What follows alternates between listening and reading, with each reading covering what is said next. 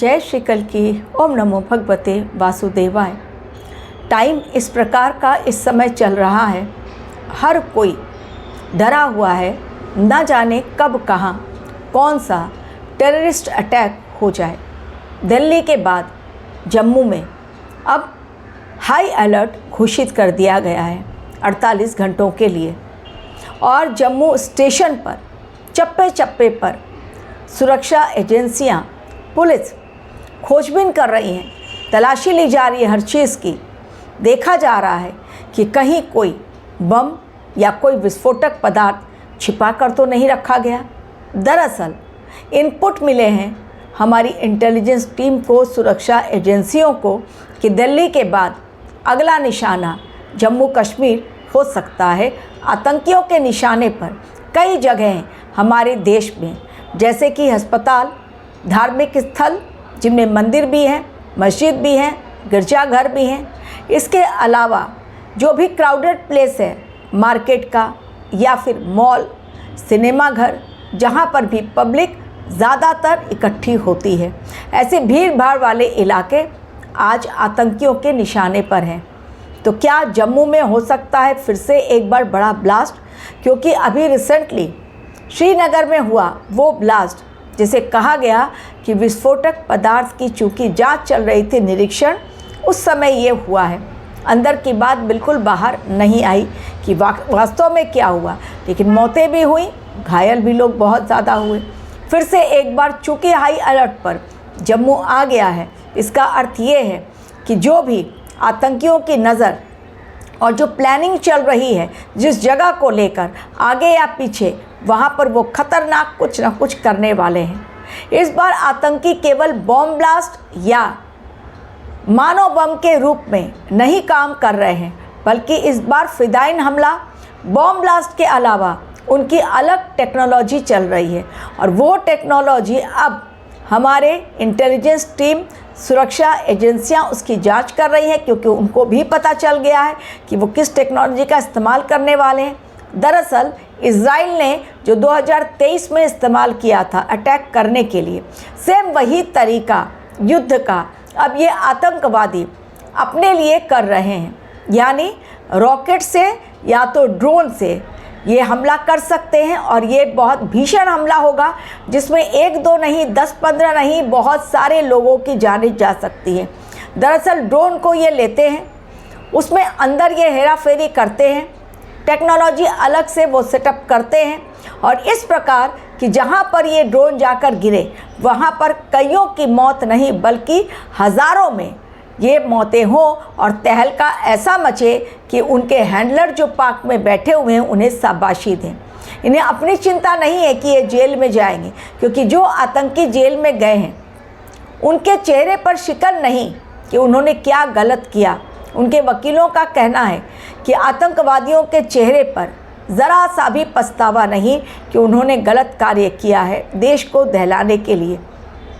इस समय ऑपरेशन सिंदूर की बहुत सीक्रेट तैयारी चल रही है, जो बाहर खुलकर बिल्कुल बातें नहीं आ रही हैं। लेकिन सेना चीफ ने, जब, जिनका नाम है उपेंद्र द्विवेदी, जब उन्होंने, सेना चीफ ने बातें रखी मीडिया के सामने, तो उन्होंने इशारों में बहुत सारी बातें, उनके अपने सांकेतिक भाषा में उन्होंने बहुत कुछ समझा दिया।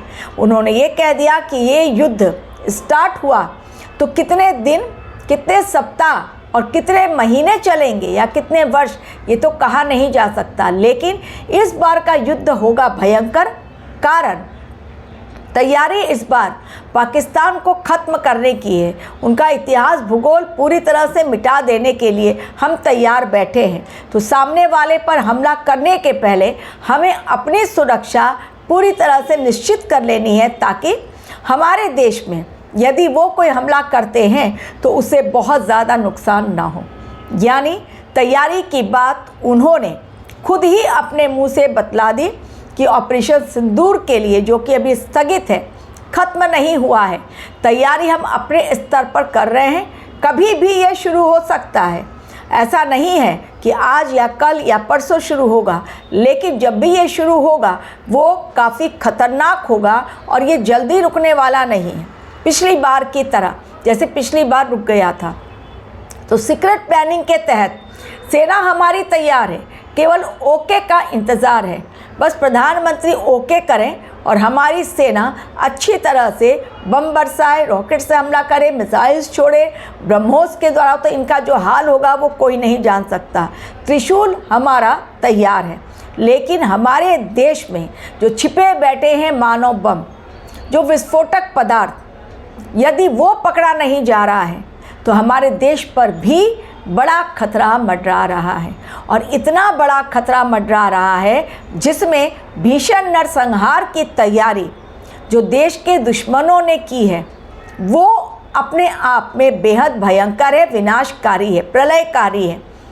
यानी जो हम लोगों ने देखा, जिन घटनाओं को देखा, वाटर डिज़ास्टर का जो परिणाम हम लोगों ने देखा, बरसात के दिनों में जो थराली में हुआ, कई जगह लैंडस्लाइड्स हुए, कितने लोग मारे गए, वो कुछ भी नहीं, उससे कहीं अधिक खतरनाक प्लानिंग इन लोगों ने की है।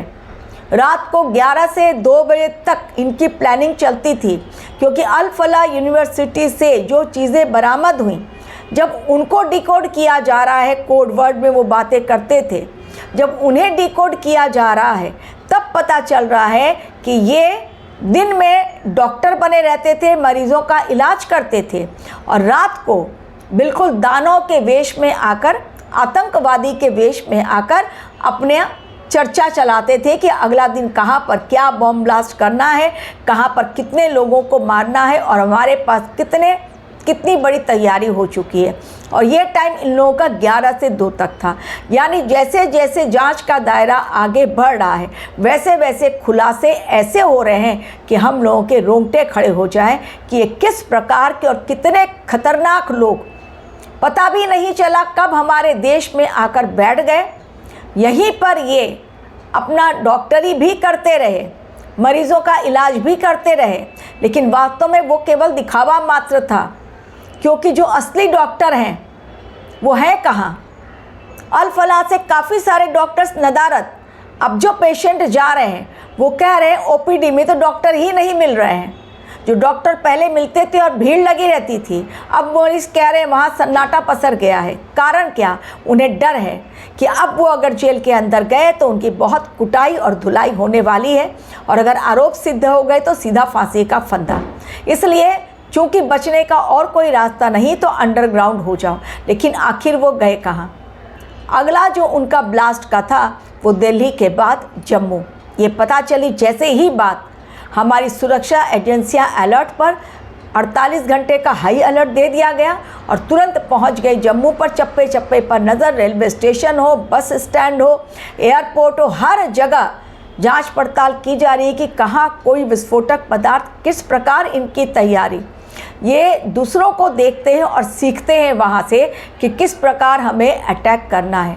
हमारे देश में साइबर अटैक कर सकते हैं, पेजर अटैक कर सकते हैं, जिस प्रकार इजराइल ने किया था।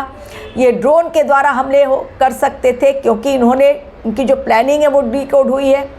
ये केवल बम के द्वारा या फिदाइन हमले के पक्ष में नहीं थे, इन्होंने बहुत सारी मल्टी अटैक करने के ये मूड में थे। एक साथ कई जगहों पर, कई शहरों में, देश के अलग अलग हिस्सों में एक साथ इन्होंने प्लानिंग करके रखी थी। लेकिन वो प्लानिंग सक्सेसफुल होती, ईश्वर का आशीर्वाद है, भगवान कल्कि का आशीर्वाद है। हमारा देश बड़े एक अग्निकांड से, बड़े एक नरसंहार से और एक बड़े हादसे से बच गया।